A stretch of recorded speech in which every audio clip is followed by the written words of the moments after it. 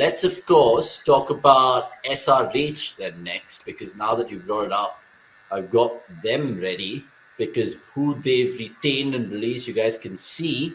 What is their biggest problem, gents? So we'll start with you here.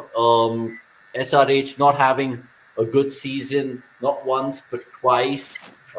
Kane Williamson, inevitable, some would say, even though he's done well for the franchise, over 2,000 runs, captained them 46 times, I guess, played for them 76 times. So, all of that considered, what's the goal? What's the objective for 2023? A top four finish for SRH, or is that punching above their weight? See, beyond a point, whatever a sportsman has done historically doesn't matter, and it shouldn't matter. That is part and parcel of every sportsperson's life. Yeah. They made a blunder in the last IPL. I mean, it was tough to actually decide who made the bigger blunder between them and KKR. But in terms of not opting out for players you already have, no team did a bigger blunder than SRH. They let go of Rashid. And who Warner. else? I'm even forgetting. Yeah, Warner to make way for Williamson. Older. At least now they have made a good decision of releasing Williamson.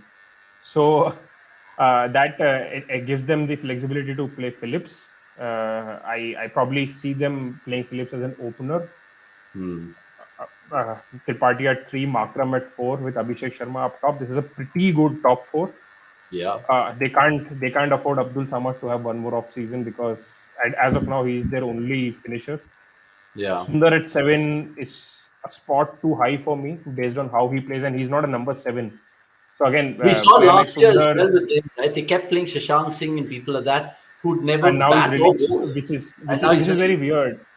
They preferred Shashank Singh over Abdul Samad, and Shashank Singh is released, which is I don't know what. But what are they going to do with their money? Because 43 crores so is again, a lot. They can potentially buy an overseas batter because there is a spot available. Their overseas player, in my opinion, right now are Phillips, Makram, and one of Jansen and Fazlullah Farooqi. They can also not play Jansen and Farooqi and buy Sam Curran and bat him at 7, which is better than they can have Sundar at 8, Bhuvin at 2, Umran as a final 11, but they still need one more overseas batter, the spot which Pooran has Harry Brook? They didn't have a wrist spinner last season. Yeah. And I mean, they had Shreyas Gopal, but he didn't play at all. He played. He got smashed for three sixes by Pant. And see, Shreyas Gopal, even when he was playing for Rajasthan Royals and getting consistent games, he'd become another version of Piyush Chawla, where you knew a day before the game that he's going to bowl 4 googlies in an over. That is not someone who's a leg spin. So Shreyas Gopal was never going to work for them, and they've realized it. Okay, tell me this: who's going to captain? Who's going to captain SRH? I'm coming to that. There's a good chance that they buy one of Adam Zampa or Adil Rashid, and they have the budget for it, and they should go for it. Who captains for them is an interesting question, because I think Makram can. I also think that here's the problem. Sundar has immense potential as a cricketer, regardless of the format that he is. He's someone who I think is a very good textbook batter. Also has the right intent, and I think he's worked on his power game as well. The issue with him is in the last two years he's had the misfortune of either getting COVID or a split webbing or an injury or an hamstring or whatsoever. Like, I think all the kind of injuries that could have happened to a player have happened with Washington Sundar in the last 2 years. So that's an issue with Washington Sundar. And Abhishek Sharma, I'm glad I'd said this last season as well, that they chose to bank upon Abhishek Sharma. And to the viewers who are watching this, I just want them to just check Abhishek Sharma's head-to-head with Rashid and Narayan. I think he had probably one of the best head-to-head against Rashid and Narayan. For anyone in the world. This is something we tweeted as well as cricket.com in last season. His record against Rashid and Narayan is next level. So, I think there is one more spinner there. I'm forgetting him. Probably Hasaranga. I mean, there were 3 quality spinners in the league, and he had a good record against all 3. So that is there. Again, they need a keeper.